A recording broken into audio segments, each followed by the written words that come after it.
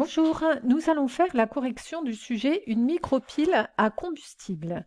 Donc, on nous disait ici que on a une batterie lithium-ion avec certaines caractéristiques qui nous étaient données à travers la photographie ici, 3,8 volts, 7,98 Wh, et puis on connaissait également les dimensions.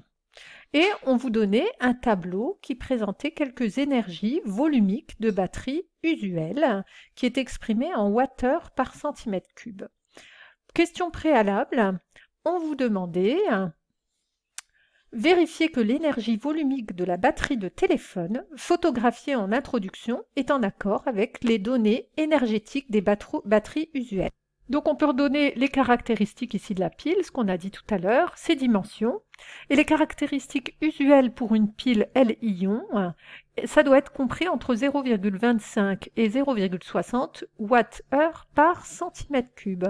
Donc là, cette pile-là, on a ses dimensions, donc on peut convertir et vérifier et donner ce volume-là en centimètres cubes pour savoir justement cette énergie, elle correspond à combien pour 1 centimètre cube, puisque là, c'est l'énergie qui est fournie par la pile qui a cette dimension-là. Donc 62 mm, c'est 6,2 cm, multiplié par 50 mm, c'est 5,0 cm, et puis 5,0 mm, c'est 0,50 cm. Ça nous donnera un résultat en centimètres cubes, et on trouvait 15,5 cm3. Donc pour 15,5 cm3, la pile, elle fournit une énergie de 7,98 Wh. Nous, on va se poser la question pour pouvoir comparer ici avec ce tableau-là, à combien elle fournit par centimètre cube. Donc on va se poser la question pour 1 cm3, quelle est l'énergie? Donc en faisant notre petit produit en croix, on trouvait qu'elle fournissait une énergie de 0,51. Donc, on trouvait 0,51 Wh. Donc, effectivement, c'était conforme à la caractéristique, c'était bien compris entre 0,25 et 0,60 Wh par centimètre cube. Donc, elle fournit 0,51 Wh par centimètre cube, ce qui est conforme aux caractéristiques usuelles de ce type de pile. Passons au problème. Donc, la question préalable, elle concernait les batteries classiques qu'on va trouver dans les téléphones portables, et on vous parlait ensuite d'un autre type de pile, les piles ici DMFC, qui utilisent du méthanol liquide, de l'eau et le dioxygène de l'air pour produire de l'énergie. Donc, on vous expliquait son principe. On vous disait que des équations d'oxydoréduction se déroulaient au niveau de l'anode et de la cathode, ce qui entraînait la circulation d'électrons, donc d'un courant électrique. Donc dans le problème, on vous dit, dans l'hypothèse de cette micropile, calculer la taille du réservoir de méthanol qui assurerait la même autonomie au téléphone qu'une batterie Li-ion, et puis d'exercer un regard critique. Donc il fallait déjà regarder quelle est l'autonomie d'une batterie classique. Donc une batterie classique, on a dit qu'elle pouvait fournir une énergie de 7,98 Wh. Donc là, on va devoir avoir une pile qui va fournir exactement la même énergie. Donc on connaît déjà l'énergie. On connaît aussi la tension de fonctionnement de cette pile-là. On sait qu'elle est de 0,5 volts. Donc c'est les premières choses qu'on peut noter.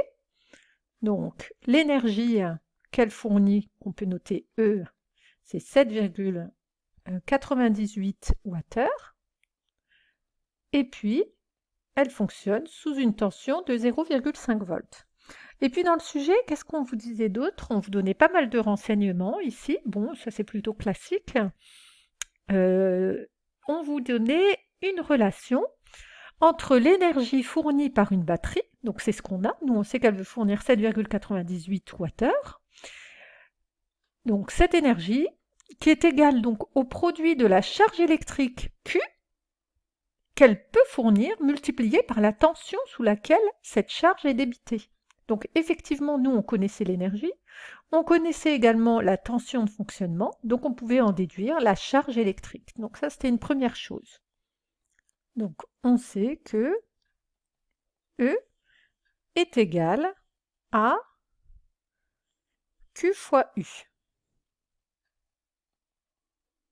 On en déduit que Q est égal à E sur U. Donc quand on remplaçait par les valeurs, on trouvait 57 456 coulombs.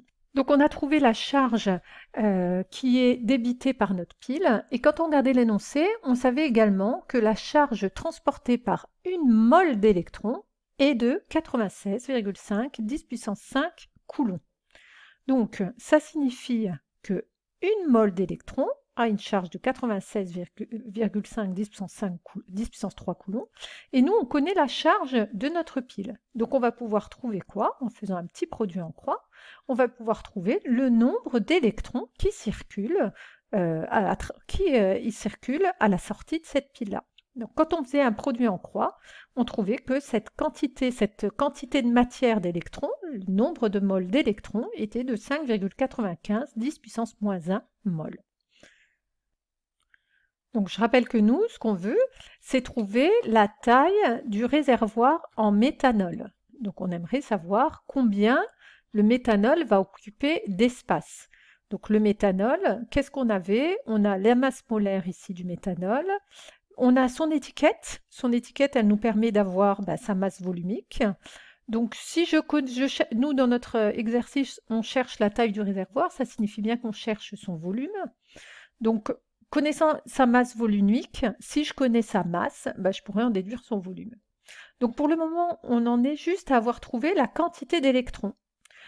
On a ici les deux équations qui ont lieu à l'anode et à la cathode. Et ces deux équations, elles vont me permettre d'écrire des relations entre les différentes quantités de matière, des réactifs et des produits. Plus précisément, je vais pouvoir écrire la relation entre la quantité de matière de méthanol et la quantité de matière d'électrons, puisque maintenant on connaît la quantité de matière d'électrons. Donc on voit d'après cette équation que la quantité de matière, on va faire un trait, la quantité de matière du méthanol, N du méthanol, c'est égal, ou divisé par 1, c'est égal à la quantité de matière des électrons sur 6. Donc en remplaçant par les valeurs, on trouvait que la quantité de matière du méthanol est de 9,92 10-2 mol. À partir de la quantité de matière, on calcule facilement la masse. Donc la masse, c'est la quantité de matière fois la masse molaire. La masse molaire, on avait la formule brute du méthanol, on trouvait 32 et on trouvait une masse de 3,17 grammes. Et enfin, connaissant la masse, et puis dans l'énoncé, on avait dans le tableau la masse volumique, on en déduisait le volume, et on trouvait un volume de 4 ml, c'est-à-dire 4 cm3. Alors, il fallait encore tenir compte d'une dernière chose, c'est qu'on considérait que le rendement de cette pile n'était que de 40%. Ce qui veut dire qu'elle fournissait non pas, avec les calculs qu'on a fait, une énergie de 7,98 watts, mais elle ne fournit que 40% de 7,98 watts.